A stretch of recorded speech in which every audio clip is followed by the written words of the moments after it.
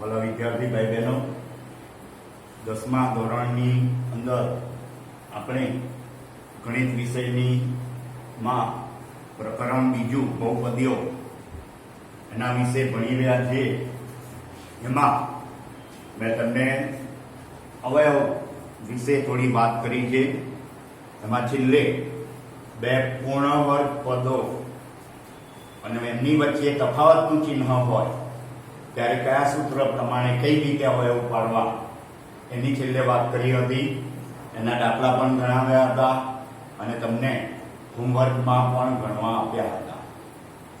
હવે આજે બે પૂર્ણઘન પદો ના અવયવની વાત કરીશું. બે જ પદ હોય, બંને પૂર્ણઘન હોય અને એમાં એ બંને પદ વચ્ચે પ્લસનું ચિહ્ન હોય. કયું ચિહ્ન? પ્લસ ચિહ્ન હોય, ધન ચિહ્ન. ત્યારે તો એ વખતે સૂત્ર a ઘન વત્તા b ઘન આ સૂત્રનો ઉપયોગ કરવાનો છે. તો a ઘન એટલે કોનો ઘન છે? a no. b ઘન એ કોનો ઘન છે? b નો. એટલે બંને ના ઘનમૂળ લખી દેવા. a ઘનનું ઘનમૂળ a એટલે a ઘન કોનો ઘન છે? તો a નો. b ઘન કોનો ઘન છે? તો b નો. એ બેની વચ્ચેનું ચિહ્ન પ્લસ. ત્યાર પછી બીજા કૌંસમાં જે પહેલું પદ લીધું એનો વર્ગ લેવાનો. પછી અહીંયા પ્લસ ચિહ્ન હોય તો અહીંયા માઈનસ, બંનેનો ગુણાકાર કરવાનો. ત્યાર પછી b નો વર્ગ. આ રીતે. હવે દાખલા તરીકે એક ઉદાહરણ તમને સમજાવું. x નો ઘન વત્તા 27, x નો 3 ઘાત અને 27. x નો 3 ઘાત એટલે એ કોનો ઘન છે? તો x નો ઘન. એને ઘન સ્વરૂપમાં લખી દેવાના. 27 તો 1 નો ઘન 1, 2 નો ઘન 8, 3 નો ઘન 27. 3 નો ઘન 3 ગુણ્યા 3 ગુણ્યા 3, 3 તારી 9 તારી 27. સામાન્ય રીતે તમને 15 સુધીના ઘન અને 25 સુધીના વર્ગ એ તો યાદ હોવા જોઈએ, તૈયાર કરી દેવાના. એટલે x ઘન એટલે x નો ઘન, 27 એટલે 3 નો ઘન લખશો. ત્યાર પછી આ બે એ ઘન બી ઘન તો કોના ઘન હતા? a અને b ના. અહીંયા બંને ઘન લખી દીધા. એટલે પહેલું પદ એટલે a તરીકે આપણે શું લેવાનું? x અને b તરીકે 3. x વત્તા 3 લખ્યા. ત્યાર પછી પહેલા પદનો વર્ગ a નો વર્ગ કર્યો તો અહીંયા x નો વર્ગ ઓછા x અને 3 નો ગુણાકાર. જેવી રીતે a અને b નો ગુણાકાર એવી રીતે 3 અને x નો ગુણાકાર 3x વત્તા 3 નો વર્ગ 9. તો આ પ્રમાણે તમારે મેં તમને અગાઉ તમે ભણી ગયા છો એટલે વધારે દાખલા નથી એ કરાવતો, તમને યાદ કરાવી દીધી રીત, સૂત્ર અને એનું એક ઉદાહરણ પણ મેં તમને સમજાવ્યું. આવા બીજા દાખલા તમને હું હોમવર્કમાં આપું છું. તો દાખલા તરીકે a ઘન વત્તા 64. ત્યાર પછી બીજો એક દાખલો x ઘન વત્તા 8. આ બે દાખલા તમે આ પ્રમાણે પ્રેક્ટિસ કરજો. તમે રીત ભણેલા છો પણ 10મામાં આવશે એટલે તાજુમે કરાવવા માટે આ યાદ કરાવવા માટે આ તમને એક ઉદાહરણ અને સૂત્ર અને એના બે દાખલા આપ્યા. હવે બંને પૂર્ણઘન પદ વચ્ચે માઈનસનું ચિહ્ન હોય. કેવું ચિહ્ન હોય? ઋણનું. તો ઋણ ચિહ્ન હોય ત્યારે શું કરવાનું? આ જ સૂત્ર, પરંતુ ચિહ્નમાં કઈ રીતે ફરક પડશે એ ધ્યાન રાખજો. બરાબર. બે પૂર્ણાંક પદ હોય, બંને પદ વચ્ચે માઈનસનું ચિહ્ન હોય કેવું ચિહ્ન હોય? માઇનસનું ચિહ્ન. ત્યારે શું કરવાનું? એનું સૂત્ર આ પ્રમાણે તમારે યાદ રાખવાનું છે. a ઘન ઓછા b ઘન. આના વિશે અગાઉ આપણે તમે ભણી તો ગયા છો, છતાં યાદ કરાવી દઉં. તો a નો ઘન એટલે ઘન, એનું સૂત્ર તો તમે a ઘન કોનો ઘન છે? a no. b ઘન કોનો ઘન છે? b નો. બંને વચ્ચે પેલામાં પ્લસ ચિહ્ન હતું, અહીંયા માઈનસ છે એટલે અહીંયા માઈનસ ચિહ્ન કરશો. ત્યાર પછી a ઘન a નો ઘન છે એ બતાવ્યો, b ઘન b નો ઘન છે એટલે b બતાવ્યો. એટલે ટૂંકમાં a ઘન અને b ઘન નું ઘનમૂળ લખી દેવાનું અને બંનેની વચ્ચેનું ચિહ્ન. ત્યાર પછી પહેલા પદનો વર્ગ, અહીંયા માઈનસ હોય તો પ્લસ, બંનેનો ગુણાકાર વત્તા b વર્ગ. હવે આના ઉપરથી એક ઉદાહરણ સમજાવો. દાખલા તરીકે x ઘન ઓછા 125. તો x ઘન એ કોનો ઘન છે? x નો.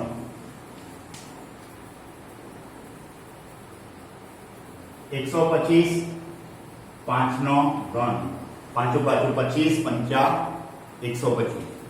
એટલે 5 નો 5 સાથે 3 વખત ગુણાકાર કરીએ તો 125 જવાબ મળી જાય. તો x એટલે પહેલું પદ a તરીકે તમારે શું સમજવાનું? x અને b તરીકે 5 એટલે x ઓછા 5. a નો વર્ગ એટલે x નો વર્ગ, અહીંયા ઓછા હોય તો વત્તા x અને 5 નો ગુણાકાર 5x અને 5 નો વર્ગ તો શું થશે? 25. તો આ રીતે આ રીત તમને તાજી કરાવી દીધી. હવે એના ઉપરથી હોમવર્કમાં તમારે બે દાખલા આપું છું. a ઘન ઓછા 216. 216 એ પણ કોઈનો ઘન છે, પૂર્ણ ઘન. યાદ કરજો. 1 નો ઘન 1, 2 નો ઘન 8, 3 નો ઘન 27, 4 નો ઘન 64, 5 નો ઘન 125, 6 નો ઘન કરી જોજો. 6 ગુણ્યા 6 ગુણ્યા 6 તો આવશે આ. ત્યાર પછી બીજો દાખલો, x ઘન ઓછા 64y ઘન. અહીંયા x નો ઘન લખજો અને 64y ઘન એટલે 4 નો ઘન 64 થશે અને y ઘન તો y નો ઘન એટલે x કૌંસની બહાર 3 ઘાત બતાવજો ઓછા 4y અહીંયા લખજો, 4y એની 3 ઘાત. તો આ રીતે બે પૂર્ણ ઘનના અવયવ.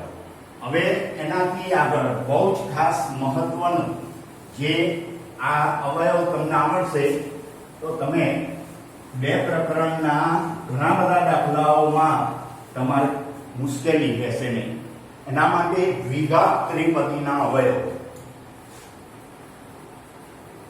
દ્વિઘાત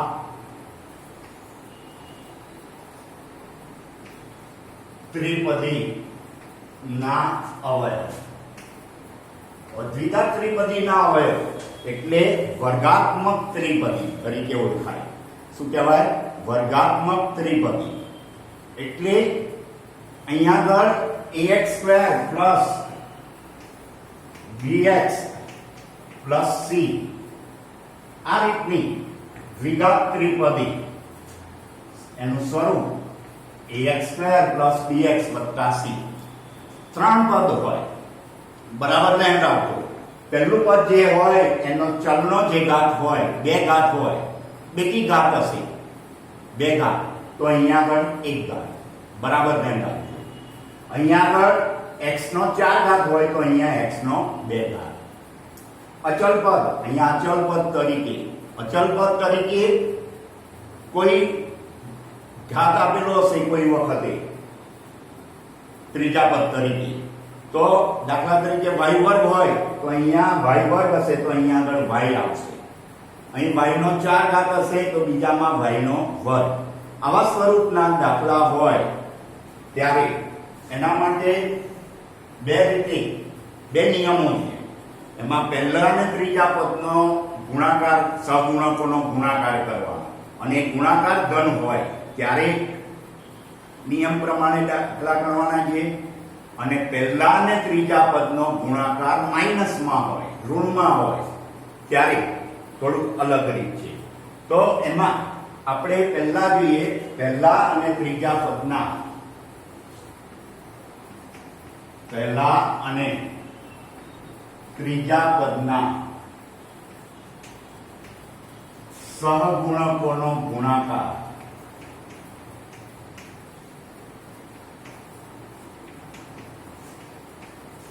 ધન હોય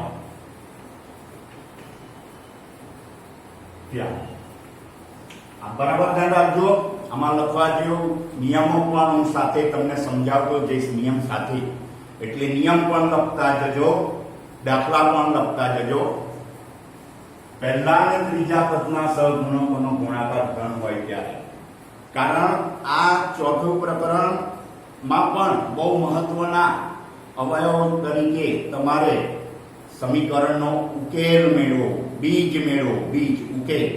અહીંયા શૂન્ય શબ્દ આવે છે, બહુપદીના શૂન્ય બીજા પ્રકરણમાં, અને ચોથા પ્રકરણમાં અવયવની રીતે ઉકેલ મેળવો, બીજ મેળવો, ઉકેલ. એટલે એમાં આ તમારે આ અવયવ આવડતા હશે તો તમે સારી રીતે એનો સોલ્યુશન મેળવી શકશો. હવે આમાં જ્યારે પહેલા અને ત્રીજા પદના સહગુણકોનો ગુણાકાર ધન હોય, એટલે દાખલા તરીકે અહીંયા જો એક રકમ આપણે લઈએ, x² + 7x + 12. અહીંયા જો પહેલા અને ત્રીજા પદના સહગુણકોનો ગુણાકાર ધન હોય. હવે જોઈએ પહેલું પદ x², એની આગળ સહગુણક તરીકે કોઈ સંખ્યા નથી, પણ એક તો દરેકનો અવયવ હોય, એક બધાની સાથે ગુણેલો હોય, એટલે પહેલા પદનો સહગુણક 1, ત્રીજા પદનો સહગુણક 12. 1 અને 12 નો ગુણાકાર કર્યો, 12 આવ્યો. 12 ગુણાકાર કેવો આવ્યો? ઘન. 12 ના એવા ભાગ પાડવાના, 12 ના જે ગુણાકાર તરીકે સંખ્યા આવી એના બે ભાગ પાડવાના, 12 ના બે અવયવ લેવાના કે જેથી બંને ભાગોનો સરવાળો મધ્યમ પદ જેટલો થાય. એટલે 12 ના એવા બે ભાગ પાડીએ કે એનો સરવાળો 7 થાય. હવે 12 ના ભાગ તો 12 × 12, 12 અને 1 નો સરવાળો 7 નહીં થાય, 13 થશે. એટલે આ લેવાશે નહીં. 12 ના તો 6 × 2, 6 × 12, 2 અને 6 બે અવયવ છે, તો 6 અને 2 8 સરવાળો થશે. કેટલો થશે? 8. એટલે 6 અને 2 એ બે ભાગ લેવાશે નહીં. 4 તારી 12, 4 અને 3 એ બેનો ગુણાકાર 12 થાય છે, અને બંનેનો સરવાળો એ 7 થાય છે. એટલે જ્યારે પહેલા અને ત્રીજા પદના સહગુણકોનો ગુણાકાર કરીએ અને એ જો ગુણાકાર ધનમાં હોય તો એ ગુણાકારના એવા બે ભાગ પાડવા કે જેથી બંને ભાગોનો સરવાળો મધ્યમ પદ જેટલો થાય, નિયમ આ પ્રમાણે છે. અને બંને ભાગોને મધ્યમ પદનું ચિહ્ન. તો 12 ના આપણે બે ભાગ પાડ્યા, 4 તારી 12, 4 અને 3 નો સરવાળો 7.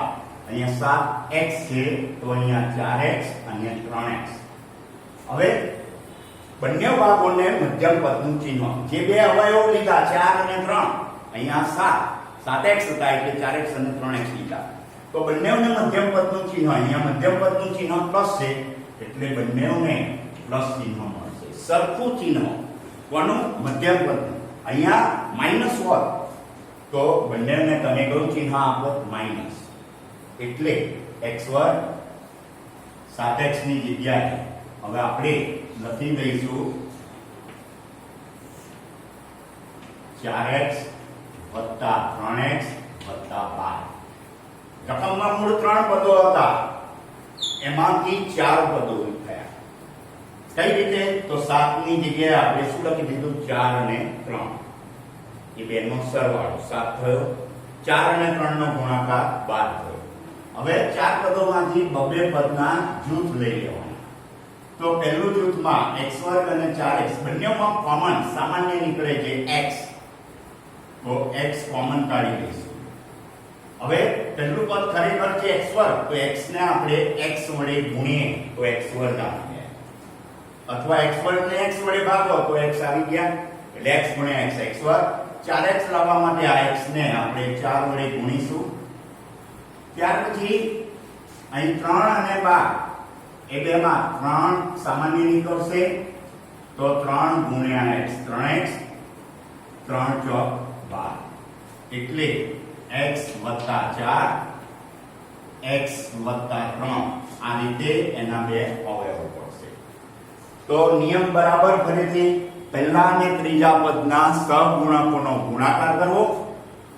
એ ગુણાકાર જો ધન હોય તો એ ગુણાકારના બે એવા ભાગ પાડવા કે જેથી બંને ભાગોનો સરવાળો મધ્યમ પદ જેટલો થાય અને બંને ભાગોને મધ્યમ પદનું ચિહ્ન આપવું. હવે આના ઉપરથી તમને હું 2-3 હોમવર્કમાં દાખલા આપું છું. x વર્ગ ઓછા 9x વત્તા 20,